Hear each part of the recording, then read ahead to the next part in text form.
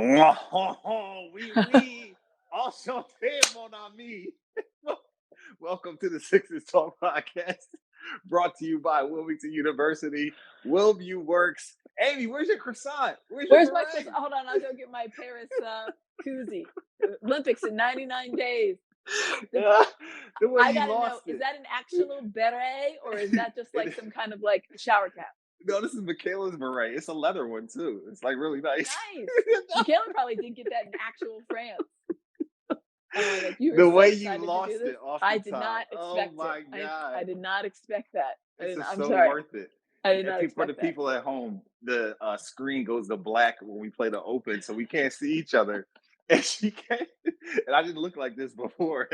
You know, please, you cannot take it off the whole podcast. I'll wear it. I think the back is on the side Yeah, right I now. was But gonna say, I so, think it yeah, might be. so all right, here we go. All right, there we go. Maybe that is the back. I don't know, I but don't know. we'll get it. Yeah, wait, That that's looks it. good. That looks a All little right. better.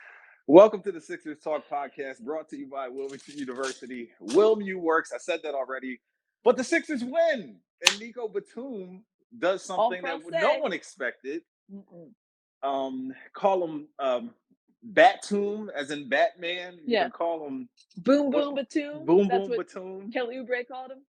Oh man, what a fun outcome! It wasn't fun going through what happened yesterday, but what a fun outcome. The first quarter wasn't bad though. I thought the Sixers, Yeah. but despite all of the bad shooting, and the clangs and the bricks, some nerves. I felt like it was just some angst, some nervous energy they had to work through. But man, that Miami zone defense really shook things up. And if you can't shoot your way out of the zone, it's going to look bad. It's going to look really rough. Yep. And they really came with a great game plan and had the Sixers on their heels, particularly in that second quarter. A difficult play-in for several teams. Of course, Jimmy Butler gets nicked up. Joel Embiid was hurt. We saw Zion Williamson. He's out for the playoffs at the beginning of the week. So, you want to avoid these playing games as much as Yes, possible. exactly. I think that is part of the story here. Sixers are in it for the first time. They won 9 in a row. How optimistic should people be at this point, Amy? Of course, they advanced to play the New York Knicks for the first time since George 1989. Herbert Walker was around. 1989. Yeah, right. Rick Yeah. Pitino was the coach of the Knicks. There you if go. You need to know anything. So all that has happened. The Sixers are still alive and well in the playoffs. But how should people feel, Amy? Do you think that this is a glass half full situation? Is it like, whoo, I'm glad we survived? Listen, we were so excited. We were so positive, so enthusiastic, so confident heading into that Heat game. I got to be honest. You knew it would be tough because it's the Heat and Eric Spoelstra, but you're thinking they're not going to get stymied by the zone again. You played this team 4 times. You played them 2 years ago in the Eastern Conference semifinals. And yes, I know it wasn't Nick Nurse, but it's the majority of the team. So he just took me away so he can take the beret off. I knew it. So he did. Bridge Danny's gone. But I think that your excitement is a little bit tempered now, to be honest. You're still excited. I think you still match up well with the Knicks. But if one thing you learned as a fan and certainly for the team is how physical this playoffs are going to be called, how physical this game is.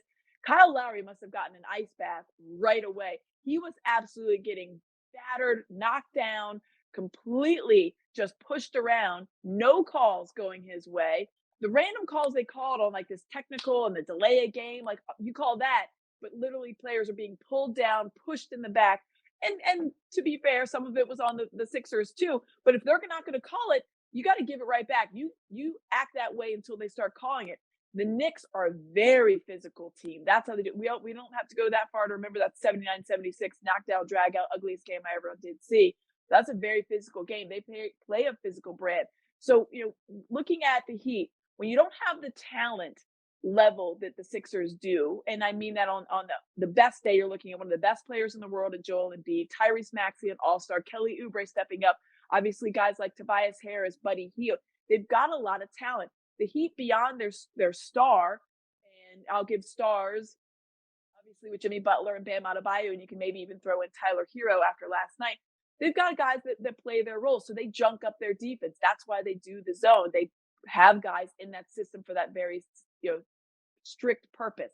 They recruit guys from around the league. They look around, all right, let's see who's a free agent, who could fit into the system. They draft guys based upon how they're going to fit into Spoelstra's system. And rightfully so. That's how he runs it. So you knew you were going to see the defense. You knew it's still so, and the way it's not they just run strict zone. Sometimes it's like a matchup zone. So it looks like man at times. And then all of a sudden you realize the guy hasn't moved. He's just sliding from one position of the box to another. So it's a matchup zone. So there's different things, but I still feel good. I don't know if I feel as good because I'm exhausted after that game last night. I walked out and Mark, our security guard that works the front door for us to come in, NBC Sports Philadelphia, for those who may not know, our offices are inside the Wells Fargo Center, right? So we have our own entrance on the side there.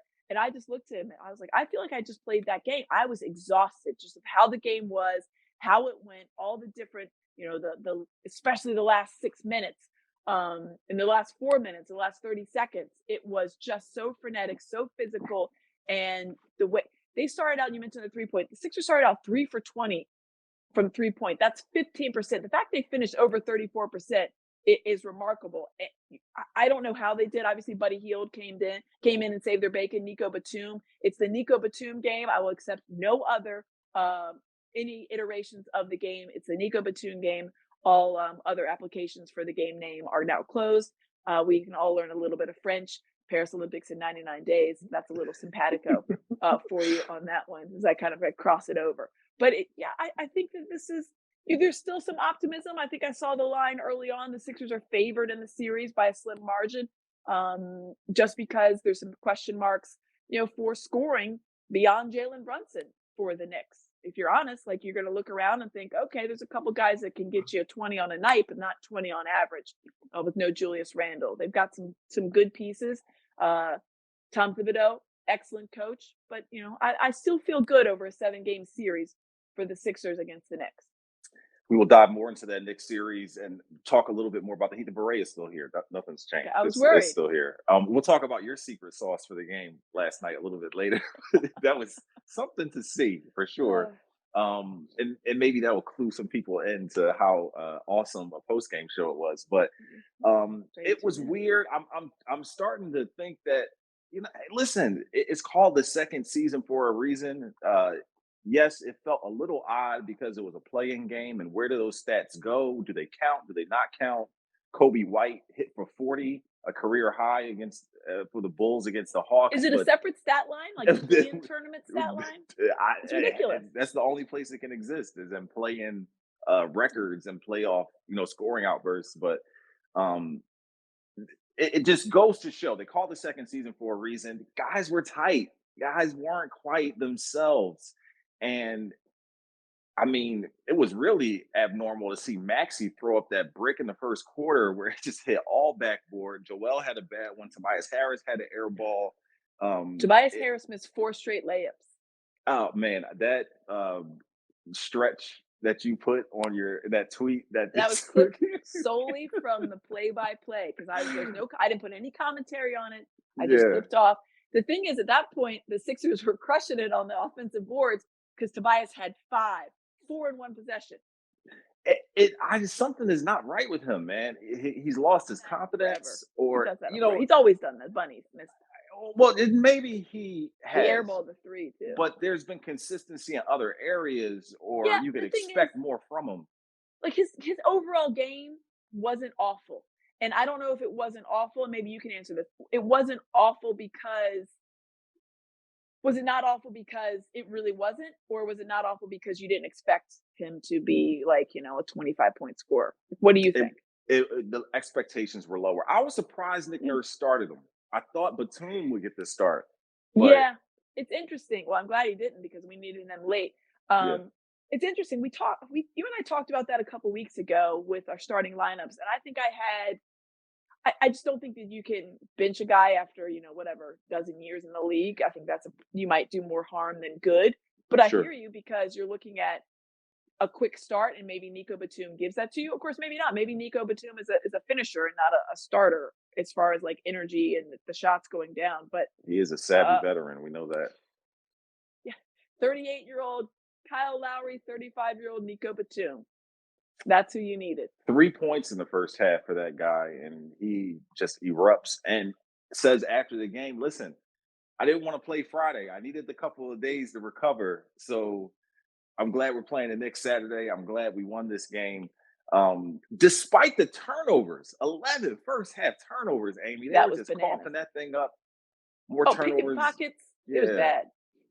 bad. And honestly, Jimmy's injury at the end of the first quarter changed the tide of the game. Yeah.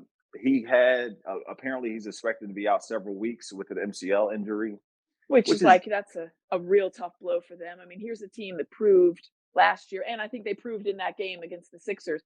We've talked about it.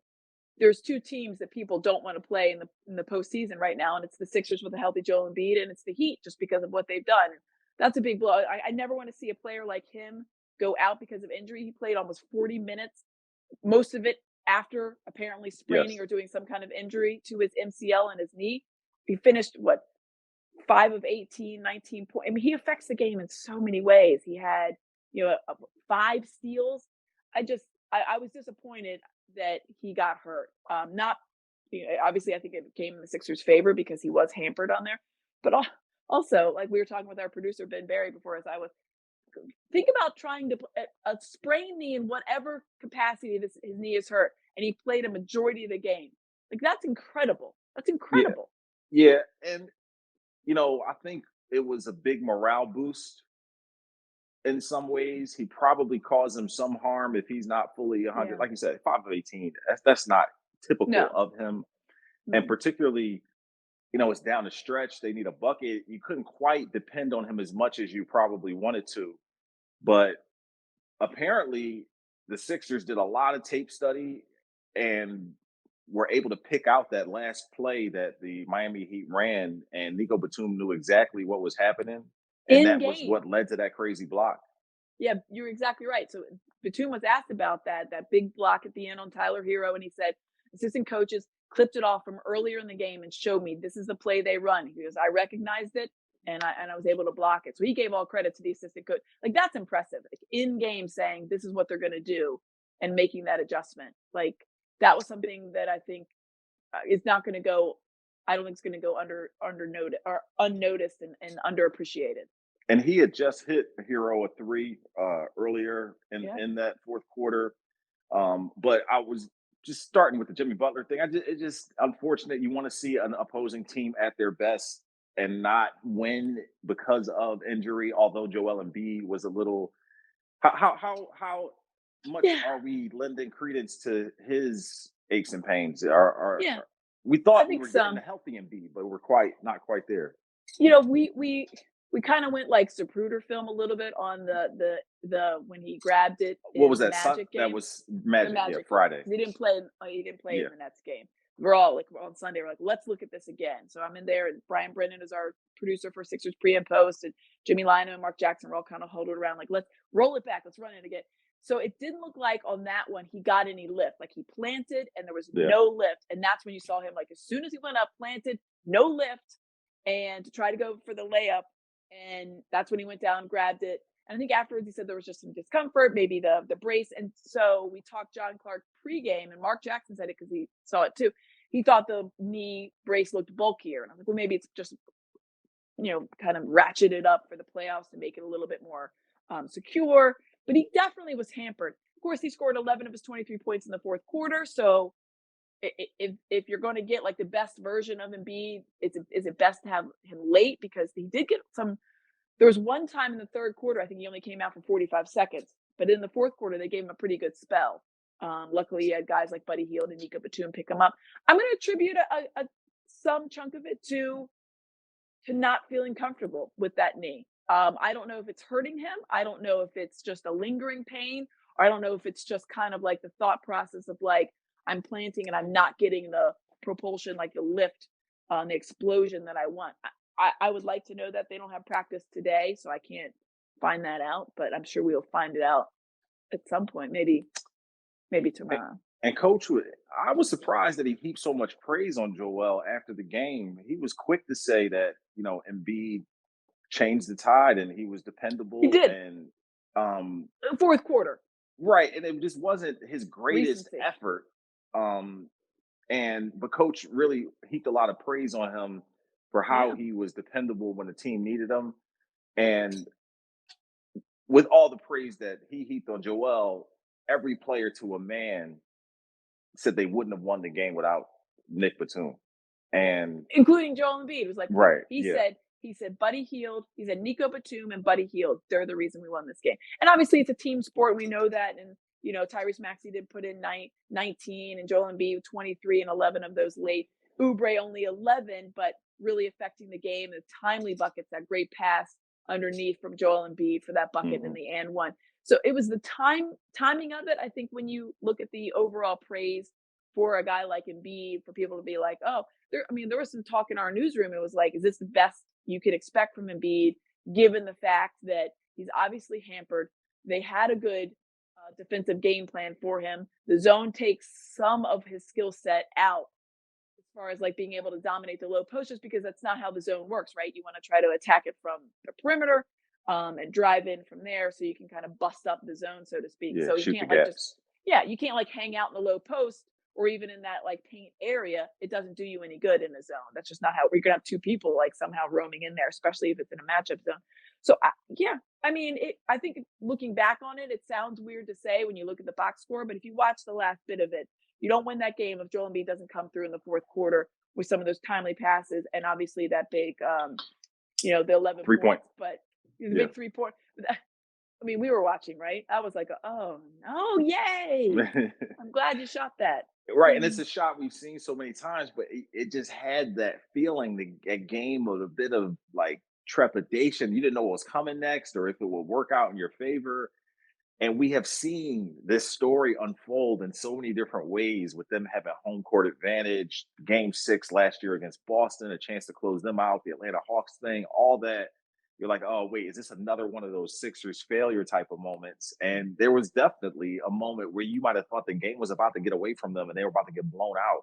So they have this tremendous comeback, compliments of Heald and Batum, and um, Batum hits like those three threes. Do you nasty. feel like at this point that going up against the Knicks that they feel like they can win this series and take control of it like from the giddy up, or is this something that you feel like is going to be a kick down, drag out, 6-7 game down to the wire type thing?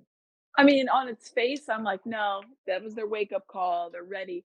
But the Heat is it's obviously it's its own entity because it's the play in game.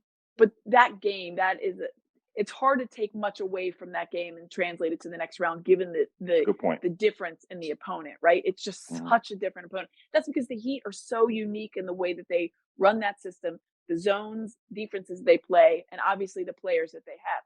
But yeah, I mean, it would surprise me if it's not a knockdown drag out just because of how physical the Knicks are going to want to play. We talked about how the Heat junk it up with their zone defense. I call it a junk defense because not everybody runs it. It's not a junk defense to them. That's how what they do. So I don't mean to disparage their defensive, kind of strategy and call it junky, but it is junky when anybody else does it. You do it to try to like, get something either the Break other the team off. flow. Yeah. Yeah, like get something going. But that's just that's their repertoire. The Knicks on paper, you're looking at Jalen Brunson and some nice role players. A guy like Dante that can drop 20, but then can also drop 5. Josh Hart, That's same my thing. concern is that they might shoot the Sixers out the gym a time or two. You know what I'm A saying? time or two, but like over Yeah. a 7-game series, and that's again, this is uber confident Amy. That was also uber confident Amy. Like, yeah, the Sixers are gonna win by 10. They Mm. won by 1 point, and it was the most nervous. I was like, again, well, you knew I was hyped after that game. We'll talk about that coming up. I was hyped, period. Like I'm a hyper person, period. But I added to the hypeness. But I think that they got the certified wake up call, if you want to call it that.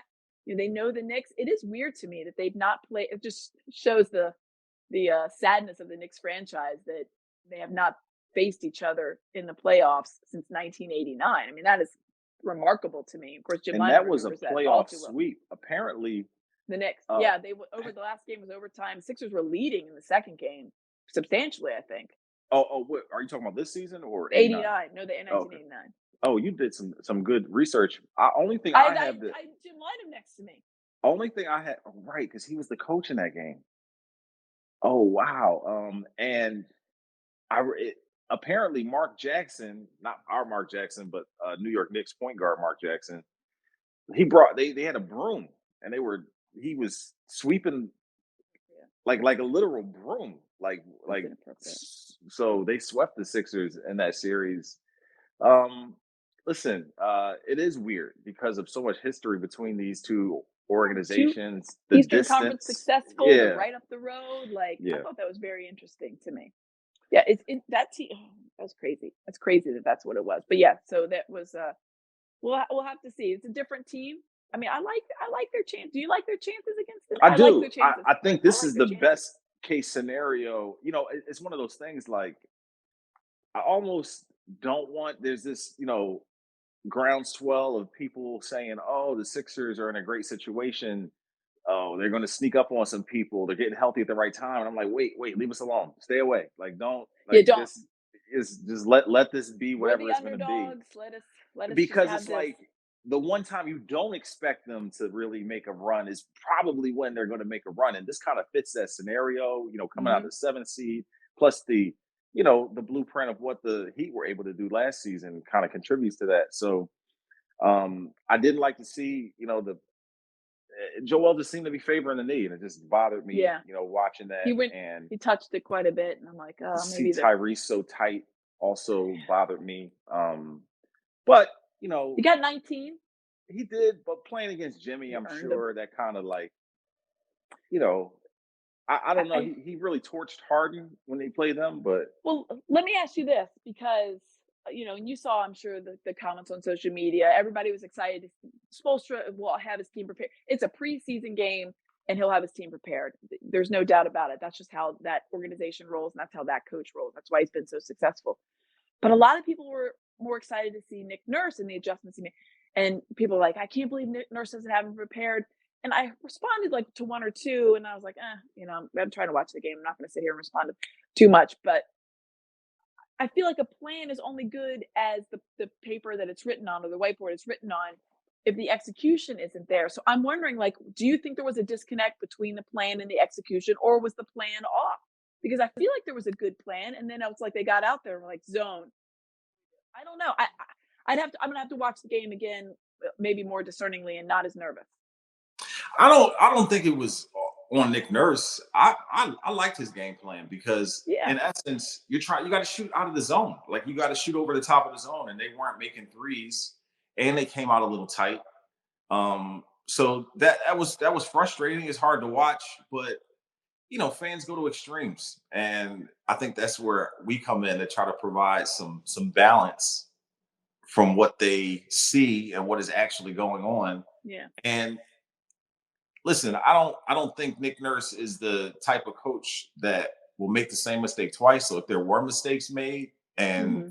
he felt like there were some adjustments that on his part and the staff that they could have changed or done better, I would expect to see that visibly but in the next game. But um like you said, it was one of those junkyard type of games. And Yeah. we knew the Heat were going to come prepared. Noah and I talked about it on the last podcast, just that zone defense and how they can disrupt what the Sixers do. And Pat Riley, Alonzo Mourning are there. Like this is like a Oh, I unified know. front. You know what I'm saying? Like, That organization just yeah. they're they it's amazing. Well, that's why they've been so successful. I mean, it's clearly they've got a blueprint and they follow it to a T, and it's won them a lot. Let's step away and pay some bills here, Amy. We're about 25 minutes deep here, and we have not thanked Wilmington University for all that they do for us. And we, of course, brought to you by Wilmington University. WilmU works. Check out Wilmington University online or at their open house on Wednesday, May 1st. Details at wilmu.edu/open house. Celebrity cook Steve Martirano brings his Italian American cooking back home to Philly. Enjoy Martirano's prime at Rivers Casino and Steve's famous meatballs with Sunday gravy. prime steaks, and more. Make reservations for Martirano's Prime on Open Table.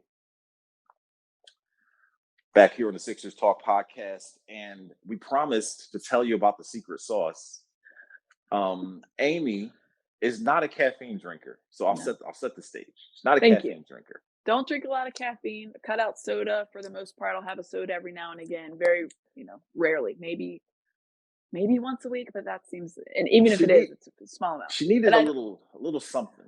So I had a longer day. I don't drink coffee. I sometimes will have like a cup of tea, and that's usually more just for my voice because I talk a lot, right? So I need a little something. I was at the Wawa, and they had CVS. They had a 2 for $5 on the Celsius. Great. I need a little caffeine. Celsius has caffeine. As a non-caffeine drinker, I don't know what like a normal amount of caffeine is. I have no idea. So they had 2 for $5. So I look at the flavors, and I pick 2 that I think I'll like, and I'll try those out. So I hadn't filled up my water bottle at work yet. And so I was like, oh, well, I sit down and it's 3:00 and 3:30, I think, something like that. And so I have the first Celsius. I'm like, oh, that actually tastes pretty good. And I drink it like I would like a cup of water. So I drink it all down, and it's gone within like 15 minutes. And then the game starts, and I have Wait, when did you notice anything?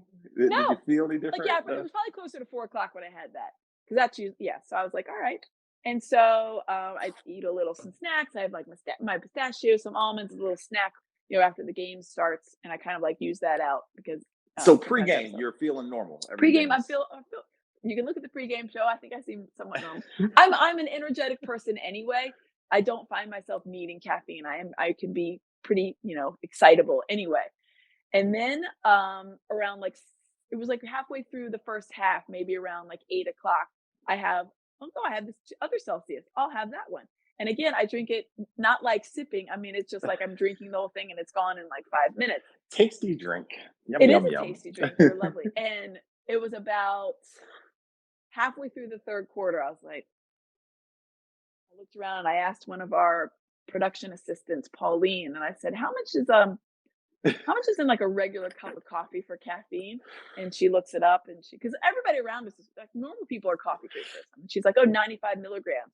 So I look on the back of the can, and it says 200. And I was like, whoa. So that I just drank basically a little bit more than 2 cups of coffee. That seems like a lot. And then I realized I had 2 of those.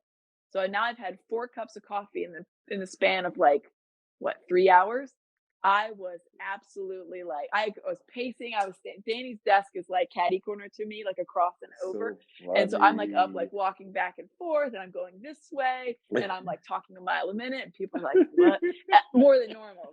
This is how I am anyway, as you guys can tell. I am just like, you guys, what's going on? This is amazing. I can't tell what this game is happening. It's what's, so I was like, I need to account for this. So I told everybody, I did not know that you're not supposed to. I think the daily allowance is maybe 2 of those Celsius. Over an 18-hour period, and I had them in a less than 4-hour period, 2 of them.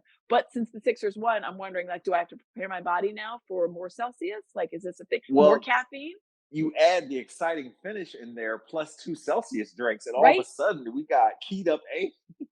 I'm just ready to go. Let's do this. But you're keyed up anyway. I mean, we're all hyped. I wish. Yeah. So I did take a video. I can't post it. I did take a video.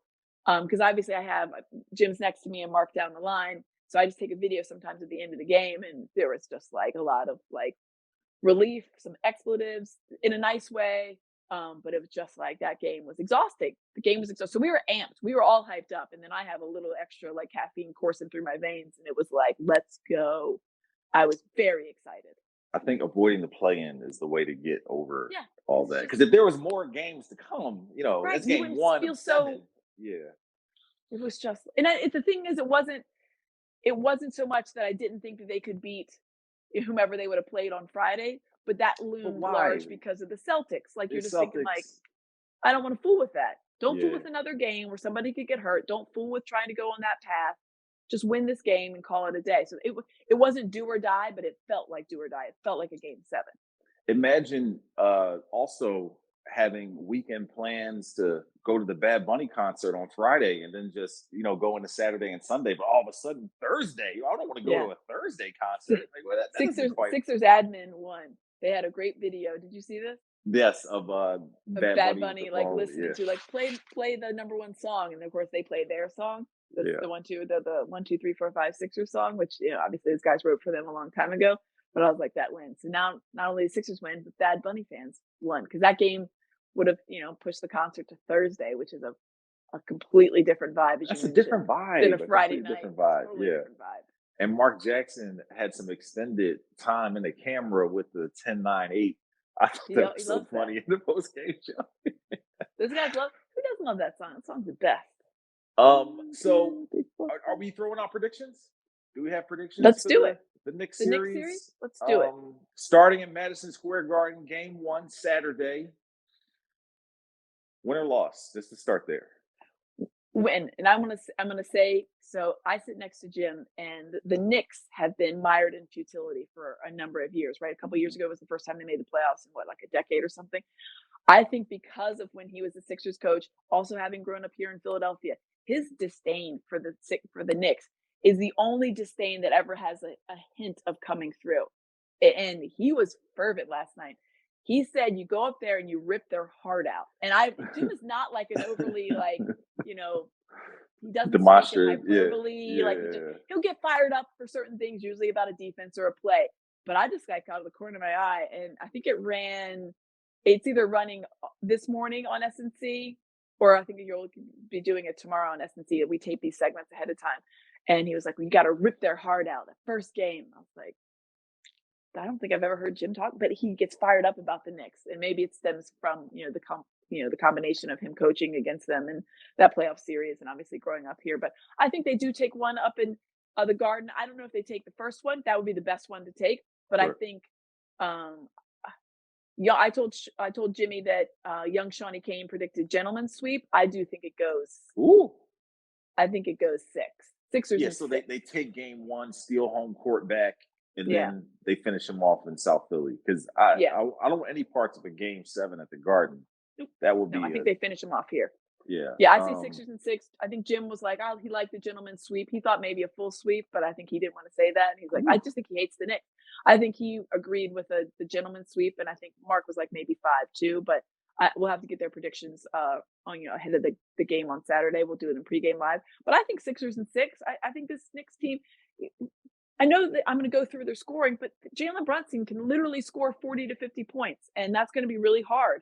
And if Sixers have like an off night and you can't rely on 35-year-old Nicolas Batum to bail you out, they could drop a game because Jalen's a winner. That kid can flat out play. He'll drag his team across the finish line if he has to. He'll put everybody on his back. He does not like to lose. Right. And I just think he's a complete player. He is an excellent, excellent player. And then who knows? You mentioned it earlier. There's a game where Dante goes bananas. Makes 7 threes. It's like, okay. Well, and I say that because I feel like some of that energy and the mojo that Brunson brings is contagious. Of course, these guys have a long history of playing with each other. They're friends off the court, and that definitely contributes to some of the mojo that they're bringing to the game and how they play. And I think Brunson, even though he's shooting 40 shots or whatever it is per game, when he gets off, that carries through to the rest of the lineup. And I think that would be my concern, that they get shot out the gym a couple of times and that they throw a bunch of physical defense toward Joel that disrupts him, that kind of causes him to get nicked up or banged up or what have you. I think that they'll be really physical, like you alluded to or mentioned. And I think that those would be my prime concerns. I feel like the Sixers are better and talent-wise when they're fully healthy. But I am concerned about some of those X factors, about who shows up, who plays well, how the rotations and the lineup goes and things like that. I'll give the Sixers the edge in the coaching category because I feel like Nick Nurse is more savvy scheme-wise than Tom Thibodeau. But I'm definitely thinking it'll go 6 games, hopefully not 7. Can we just talk about how it used to be Thibodeau and then it was Thibodeau but it's still Tibbs? I heard you say Thibodeau last night. That's what it is. So that's what it is. But I feel like it's somewhere along the way. Maybe he just corrected people, but it's still Tibbs, but it's Thibodeau as a nickname, right? Yeah, I don't know. Listen, Rob Thompson's topper, so there's no rhyme or reason with nicknames. I think I'm growing into the beret here. It's really the best is it's Michaela's. It is. She's not going to see Did she get it in? she's one of our most loyal viewers. Don't even say that. Did she get it in France? You're asking too many questions now. I feel like she probably did. Yeah. She probably did on one of her travels. But be You sure look to like you check should be out. like busting up fights on the street. You have like one of those little safety jackets walking around. Yeah, like Remember that? What What was Guardian Angel? Guardian. Yes, thank you. Yeah, Guardian there you Angel. go. You're gonna walk around. You guys My stay out of Warriors. I trouble. need 3 bottles to click together. That's right. Warriors. Yeah. I don't have any. Yeah. Be sure to check out Amy, Coach, Mark on Sixers pre and post game live Saturday. We will have the game. Yes. We are having The it's not an first- ESPN game. Yes. So the Well, first maybe 3 you can games. watch it there if you want. Yeah, why would you? The first 3 games are on NBC Sports Philadelphia, and regardless of where the game is broadcast, we will always have pregame and postgame for you. So make sure you always keep it in. You can listen to everybody. And Mark, and we here bring all the bison from Street Fighter. I know, that's what I was looking at. Look like Knicks and bison. 7. That's just our producer is just a hater. So and there's no way, not a chance. Yeah, he would love. Wait, to you follow didn't give me Tobias your prediction. Harris I said right now. Sixers and 6. No, What'd I you agree in say? 6. I agree in 6. Okay, you said It's 6. no way Okay. you can get to 7 games. I don't know if No. I don't. I think it'll be a bit of an uphill climb. That the Knicks fans travel well. They're going to come to South Philly, Yeah. and it's going to be a little bit divided in some ways. I don't think that they have enough for the gentleman's sweep. That doesn't seem comfortable saying that, but I'm thinking in 6. I don't know if they can win in New York, but be sure to check out the game. First 3 games, as Amy mentioned, on NBC Sports Philadelphia.com or NBC Sports Philadelphia.com is where you can get all of Noah Levick's work. Be sure to check him out. And for Ben Berry, our super producer, I'm Danny Pommells. Thank you for listening and watching the Sixers Talk podcast. Oui. Enchanté, mon ami. All right, see you next time.